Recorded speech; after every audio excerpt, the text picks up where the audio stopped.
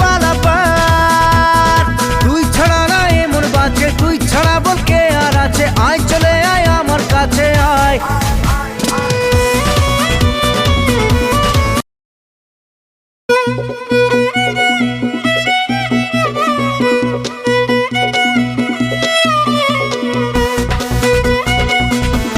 So guys, জুমিন কিনে আমাদের একটা নতুন ভিডিও শুরু হতে যাচ্ছে।